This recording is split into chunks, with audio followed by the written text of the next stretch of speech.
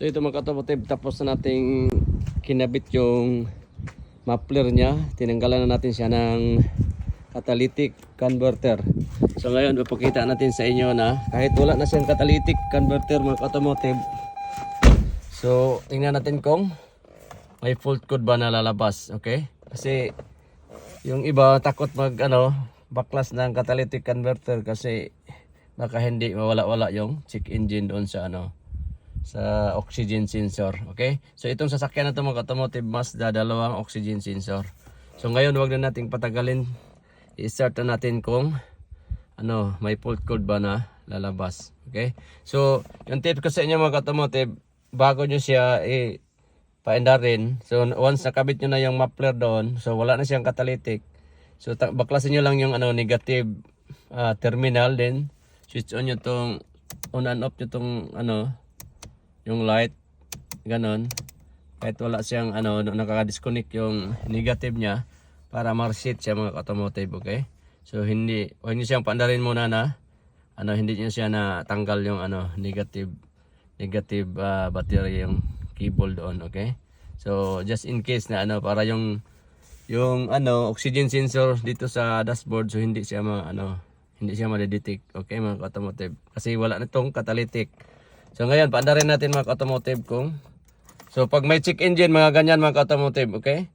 So pag ganyan switch on yan, normal yan, okay? Normal yan, naka-switch on yung susi. But pag once pinaandar nyo yan, nakaganyan pa rin yan, yung may check engine siya, so something wrong mga automotive. So paandarin natin siya mga automotive. Once na nag-goes off to siya, nag-disappear to, so it means okay yung natin, yung pagkabit ng yung exhaust natin na wala ng catalytic. So ngayon paandarin na natin. Tingnan nyo yung maigi. Yun, napakaganda. So tunog pa lang mga automotive, parang race car na yung tunog ng exhaust niya. See? Kita nyo wala yung fault code while naka-under na siya. See?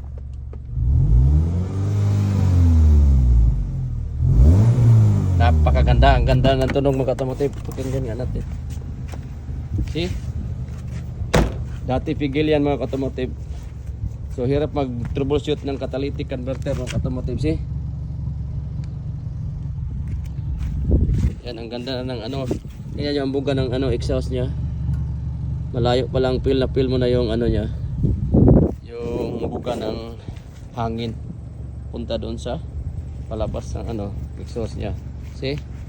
Yan, napakaganda. So nilinisan natin siya ng konti.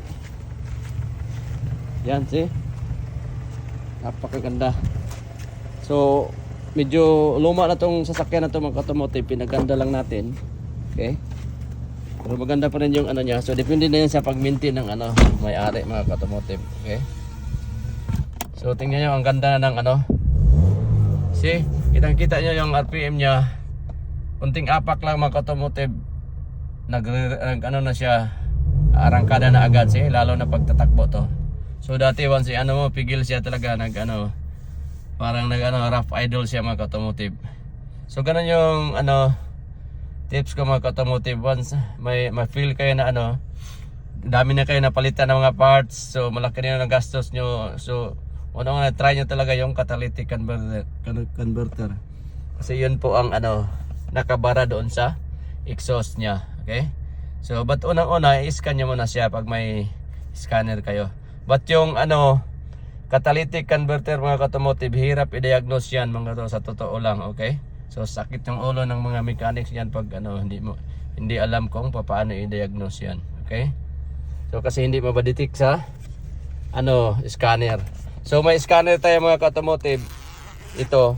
So ipapakita din natin sa inyo na kung may fault code ba na lalabas dito sa scanner natin, kahit na tanggalan natin siya ng catalytic converter, okay?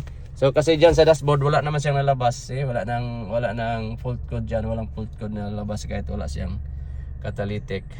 So but anyway, papakita pa rin natin sa inyo to prove na wala talaga siyang fault code na lumabas kahit wala nang catalytic. So ito maganda na yung nito mga automotive, performance niya. So once walang catalytic mga automotive, malakas na to. Okay? So hindi napigil yung exhaust. Ito mga automotive, i-scan natin talaga siya para ma-prove natin sa inyo kung may fault code ba na lalabas. Kahit tinanggalan natin siya ng catalytic converter. Okay? So ito tapos na itong kinabit yung exhaust natin. So once nag-reading yun sa mga automotive, i-switch on nyo lang. Yan, switch on nyo. So tingnan natin, hanapin natin yung Mazda. Yan. Skip nyo lang. Yan. So dito tayo sa diagnose. Yan, hanapin nyo yung... So yung kagandahan ng scanner na ito mga automotive, so nagbabasa siya. So medyo mahal tong bili natin mga automotive.